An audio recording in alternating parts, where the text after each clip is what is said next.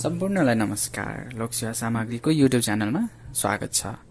आज मिति 2082 मङ्सिर 10 गते गोरखापत्रमा प्रकाशित लोकसेवा तयारी विशेष विषयगत प्रश्न उत्तरहरूलाई लिएर आएका छौं। आज रहेका प्रश्न उत्तरहरूको विषय यस प्रकार रहेका छन्। प्रश्न नम्बर 1 मा आर्थिक उदारीकरण सम्बन्धी रहेको छ भने प्रश्न नम्बर 2 मा चाहिँ योग्यता तन्त्र सम्बन्धी रहेको छ। अब सुरु गरौं। प्रश्न नम्बर 1 बाट आर्थिक उदारीकरण भनेको के हो? आर्थिक उदारीकरणको नीतिबाट नेपालले अधिकतम लाभ लिन नसक्नुका कारण पहिचान गर्नुहोस् भनेर प्रश्न रहेको छ। सुरुमा अब आर्थिक उदारीकरण। अर्थतन्त्रमा सरकारको भूमिका र नियन्त्रणलाई न्यूनीकरण गरी निजी क्षेत्रको भूमिकालाई प्राथमिकता दिने र प्रवर्धन गर्दै जाने नीतिलाई आर्थिक उदारीकरण भनिन्छ। आर्थिक उदारीकरणले अर्थतन्त्रमा सरकारको भूमिकालाई नियमन र सहजीकरणमा सीमित राखी निजी क्षेत्रको विकास र सहभागिता मार्फत निजी क्षेत्रको भूमिका विस्तार गर्न जोड दिन्छ। यस नीतिले व्यापार, लगानी, वित्त, श्रम, उद्योग, विनिमय, भन्सार प्रणालीलाई खुला र सरल बनाउँदै उत्पादन र वितरण प्रक्रियालाई प्रतिस्पर्धी र पारदर्शी बनाउन जोड दिन्छ। अब आर्थिक उदारीकरणबाट अपेक्षाकृत लाभ लिन नसक्नुका कारण। आर्थिक उदारीकरणको विश्वव्यापी लहरसँगै सन् 1990 पश्चात नेपालले अवलम्बन गरेको आर्थिक उदारीकरणको नीतिले सुरुवाती वर्षहरूमा सकारात्मक प्रभाव पारेको देखिए पनि राजनीतिक द्वन्द्व, नीतिगत अस्थिरता, ऊर्जा संकट, पूर्वाधारको कमी, प्राकृतिक प्रकोप, निजी क्षेत्रको कमजोरी, क्षमता लगायतका कारणले अपेक्षाकृत नतिजा ल्याउन सकेको देखिँदैन। आर्थिक उदारीकरणबाट नेपालले अपेक्षाकृत लाभ लिन नसक्नुका कारणहरूलाई देखाए बमोजिम थप प्रष्ट पारी उल्लेख गरिएको छ। राजनीतिक द्वन्द्व र अस्थिरतासँगै नीतिगत अस्थिरता सिर्जना हुनु, आर्थिक उदारीकरणको सवालमा राजनीतिक दलहरूबीच साझा बुझाइ निर्माण हुन नसक्नु, निजी क्षेत्रप्रतिको आम बुझाइ र दृष्टिकोण सकारात्मक बन्न नसक्नु, निजी क्षेत्रको क्षमता विकास हुन नसक्नु, मनोबल कमजोर रहनु, निजी क्षेत्रको जोखिम मोल्ने क्षमता न्यून रहनु, तुलनात्मक रूपमा बढी सुरक्षित ठानिएको क्षेत्रमा मात्र निजी क्षेत्र आकर्षित हुनु, लगानी सुरक्षाको प्रत्याभूति नहुँदा स्वदेशी पुँजी पलायन हुनु, भ्रष्टाचार न्यूनीकरण, कर प्रशासन सुधार, सुशासन प्रवर्धनका पहल अपेक्षाकृत रूपमा प्रभावकारी बन्न नसक्नु, विभिन्न समूहबाट आर्थिक सहायताको लागि दबाव आउनु तथा चन्दा आतंक कायम रहनु, उच्च गुणस्तरको सडक यातायात, विद्युत, डिजिटल पूर्वाधार, औद्योगिक तथा व्यापारिक पूर्वाधार विकास हुन नसक्दा उत्पादन र वितरण लागत उच्च हुनु र उत्पादित वस्तु तथा सेवा प्रतिस्पर्धी बन्न नसक्नु, उत्पादन र वितरणका ढाँचामा नवपरिवर्तन ल्याउन नसक्नु, औद्योगिक विकासका लागि सिपयुक्त जनशक्ति तयार हुन नसक्नुका साथै बौद्धिक पलायन नियन्त्रण नहुनु, पुरानो प्रविधिमा निर्भरता कायम रहनु, स्वदेशमा नवीन प्रविधि विकास गर्न नसकिनु, लगानीका लागि आवश्यक पर्ने सहुलियतपूर्ण र दिगो वित्तीय स्रोत सहज रूपमा उपलब्ध हुन नसक्नु, भूमि, वन तथा वातावरण सम्बन्धी कानून र प्रक्रियागत विषय जटिल हुनु, आर्थिक कूटनीति प्रभावकारी बन्न नसक्नु, निजी क्षेत्रको मनोबल उच्च बनाउने गरी सरकारी खर्च वृद्धि गरी आर्थिक गतिशीलता बढाउन सरकारी प्रयास प्रभावकारी बन्न नसक्नु। निष्कर्ष। अब अन्त्यमा अर्थतन्त्रमा निजी क्षेत्रको स्वामित्व र नियन्त्रण स्थापित गर्दै आर्थिक गतिविधि चलायमान बनाउनु पर्ने मान्यता नै आर्थिक उदारीकरण हो। आर्थिक उदारीकरणलाई सफल बनाउन सरकार र निजी क्षेत्र दुवैको भूमिका महत्वपूर्ण हुन्छ। बजार संयन्त्रको संरक्षण र विकासका लागि बलियो कानूनी र नियमनकारी ढाँचा तयार गर्नुका साथै वस्तु तथा सेवाको उत्पादन, वितरण र उपभोगको लागि आवश्यक पर्ने पूर्वाधार संरचनाको विकासमा सरकारले सहजीकरण गर्नुपर्छ। स्वच्छ व्यावसायिक प्रतिस्पर्धा, नवपरिवर्तन, क्षमता विकास, विदेशी लगानीकर्तासँगको सहकार्य र सहयोग जस्ता कार्यमा निजी क्षेत्रले जोड दिनुपर्छ। यो थियो प्रश्न नम्बर 1 को उत्तर।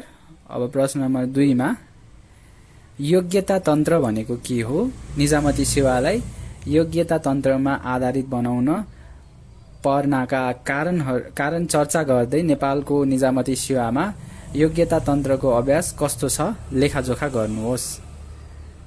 अब उत्तर पढौं। सुरुमा योग्यता तन्त्र।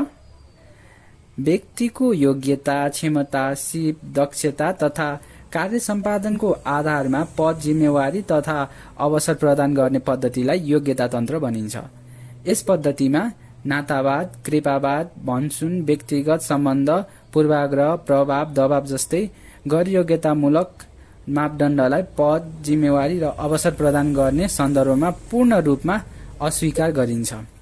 योग्यता तन्त्रलाई सक्षमको जमातले गर्ने शासनको रूपमा समेत बुझिन्छ। विधिसम्मत रूपमा सक्षमता परीक्षण गरी नियुक्त गरिएका व्यक्तिबाट राज्यका नीति कार्यान्वयन गर्दा पारदर्शिता, जवाफदेहिता, समानता जस्ता मूल्य प्रवर्धन भई नागरिक सन्तुष्टि स्तर वृद्धि हुने हुँदा सार्वजनिक प्रशासनमा योग्यता तन्त्रलाई महत्वपूर्ण सिद्धान्तको रूपमा स्वीकार गरिएको पाइन्छ। अब निजामती सेवालाई योग्यता तन्त्रमा आधारित बनाउन पर्नाका कारणहरू। देखाएका आधार र कारणबाट निजामती सेवालाई योग्यता तन्त्रमा आधारित बनाउन जोड दिइन्छ। सार्वजनिक सेवामा योग्य व्यक्ति प्रवेश गराए व्यावसायिकता प्रवर्धन गर्न, निजामती सेवालाई सक्षम संयन्त्रको रूपमा विकास गरी राज्यको क्षमता वृद्धि गर्न, निजामती सेवामा राजनीतिक तटस्थताको मान्यता स्थापित गर्न, कर्मचारी प्रशासनमा निष्पक्षता कायम राख्दै सबैका लागि समान अवसर प्रदान गर्न, कर्मचारी मनोबल उच्च बनाई कामप्रति उत्प्रेरित गर्न, संगठनमा उपलब्ध योग्य मानव स्रोत परिचालनबाट अधिकतम लाभ हासिल गर्न, सार्वजनिक प्रशासनमा कार्य सम्पादनमुखी संस्कृति विकास गर्न, कर्मचारीलाई कार्य सम्पादनमा उत्कृष्टता हासिल गर्न अग्रसर गराउँदै नतिजाप्रतिको जवाफदेहिता वृद्धि गर्न, कर्मचारीको व्यावसायिकता प्रवर्धन गर्दै वित्तीय विकासका लागि प्रोत्साहित गर्न, सार्वजनिक प्रशासनमा स्थायित्व कायम गर्न, सार्वजनिक प्रशासनमा भ्रष्टाचार र अनियमितता नियन्त्रण गर्न, सरकारप्रतिको नागरिक विश्वास कायम राख्न। अब नेपालको निजामती सेवामा योग्यता तन्त्रको मान्यता कार्यान्वयनको लेखाजोखा। कमा भर्ना र छनौट। निजामती सेवामा योग्य व्यक्ति छनौट गरी सिफारिस गर्ने काम लोकसेवा आयोगबाट हुने गर्छ। आयोगले कर्मचारी भर्ना र छनौटमा योग्यता, निष्पक्षता र स्वच्छतालाई जोड दिएको छ। यद्यपि लोकसेवा आयोगले निर्धारण गरेको पाठ्यक्रमले संज्ञानात्मक योग्यतालाई बढी भार प्रदान गरेको देखिन्छ। व्यक्तिको संज्ञानात्मक पक्षको अलावा अन्य पक्षलाई समेत योग्यताको आधारको रूपमा लिन पाठ्यक्रममा सुधार गर्नुपर्छ। नेपाल जस्तो विविधतापूर्ण समाजमा सेवा गर्ने कर्मचारी तन्त्रलाई सांस्कृतिक रूपमा सक्षम कर्मचारी तन्त्रको रूपमा विकास गर्न योग्यताका आधार र मापदण्ड पुनः परिभाषित गर्नुपर्ने दिशामा बहस हुन थालेको छ। खमा पदस्थापना र सरुवा। निजामती कर्मचारीको पदस्थापना र सरुवामा सेवा समूह सञ्चालन गर्ने मन्त्रालय वा निकायको भूमिका रहने गर्छ। उच्च पदस्थको सरुवा मन्त्री परिषदले गर्छ। कर्मचारी पदस्थापना र सरुवामा राजनीतिक हस्तक्षेप, व्यक्तिगत प्रभाव र पूर्वाग्रहका कारण उपयुक्त व्यक्तिलाई उपयुक्त ठाउँमा पदस्थापना गर्न सकिएको छैन। सरुवालाई व्यवस्थित गर्न सुधारका पहल गरिए तापनि विगतदेखि मौलाइएको विकृतिले योग्यता तन्त्रको धज्जी उडाएको छ।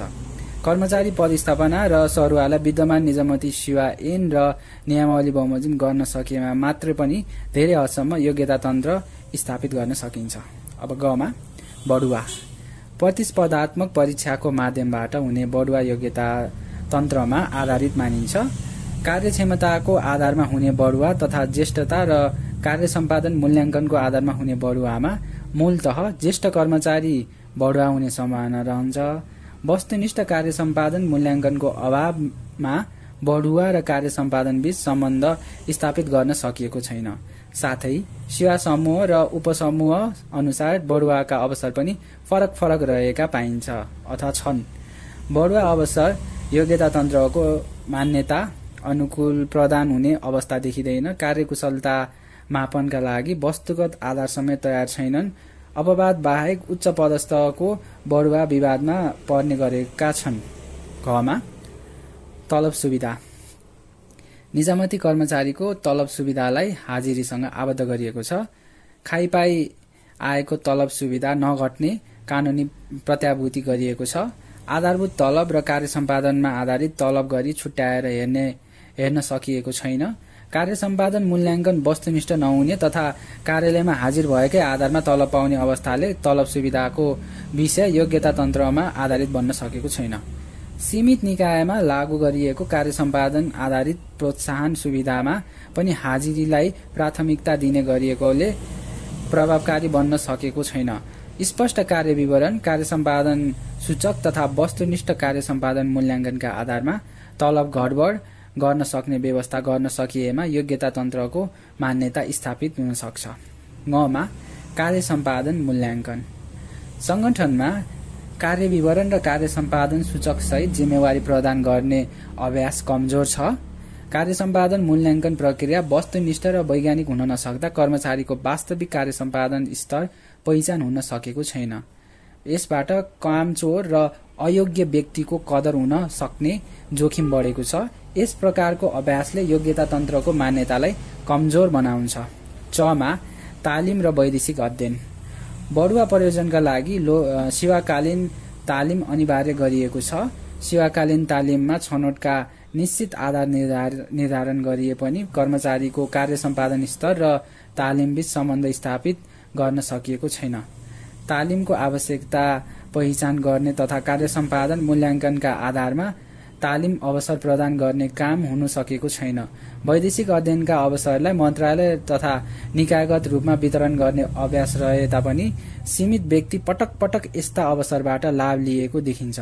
वैदेशिक अध्ययन र भ्रमणका अवसर प्राप्त गर्न गैर योग्यतामूलक आधार समेत निर्धारक हुने गरेका उदाहरण भेटिन्छ। वैदेशिक अध्ययन र तालिम प्राप्त व्यक्तिको ज्ञान र सिपलाई कार्य सम्पादनमा प्रयोग गर्ने वातावरण बन्न सकेको छैन। वैदेशिक अध्ययन तथा तालिमका स्पष्ट आधार र मापदण्ड तयार गरी लागू गर्ने तथा सरुवा र पदस्थापनालाई योग्यतामा आधारित बनाई वैदेशिक अध्ययन तथा तालिम हासिल गरेकाहरूलाई अवसर दिन सकेमा निजामती सेवामा योग्यता तन्त्रको मान्यतालाई थप बलियो गरी स्थापित गर्न सकिन्छ। र अब 6 मा प्रोत्साहन तथा पुरस्कार निजामती कर्मचारीले प्राप्त गर्ने विभूषण तथा पुरस्कार वितरणलाई कार्य सम्पादन मूल्याङ्कनसँग आबद्ध गर्न सकिएको छैन। योग्यता, क्षमता, दक्षता, सिप, कार्य सम्पादन जस्ता विषयभन्दा अन्य गैर योग्यतामूलक मापदण्डका आधारबाट पुरस्कार र प्रोत्साहन मिल्ने गरेको विगतका उदाहरण भेटाउन सकिन्छ। निष्कर्ष अब अन्त्यमा योग्यता तन्त्रको मान्यताले सक्षमलाई सार्वजनिक जिम्मेवारी पुर्याई उच्च स्तरको कार्य सम्पादन नतिजा हासिल गर्न जोड दिन्छ। नेपालको निजामती सेवामा भर्ना र छनौट प्रक्रियालाई योग्यता तन्त्रमा आधारित बनाए तापनि कर्मचारी प्रशासनका अन्य कार्य योग्यता तन्त्रको मान्यता अनुरूप सञ्चालन हुन सकेको छैनन्। निजामती सेवालाई स्वच्छ, सक्षम, नतिजामूलक, उत्तरदायी र व्यावसायिक संयन्त्रको रूपमा स्थापित गर्न योग्यता तन्त्रको मान्यता अनुरूप सञ्चालन गरिनुपर्छ। र यसैसँगै आजका विषयगत प्रश्न उत्तरहरू समाप्त भएका छन्। अन्तिमसम्म भिडियो हेरिदिनु भएकोमा तपाईलाई धेरै धेरै धन्यवाद। हाम्रो च्यानललाई सब्स्क्राइब गरिदिनु होला। हस्त धन्यवाद। तपाईको दिन शुभ रहोस्।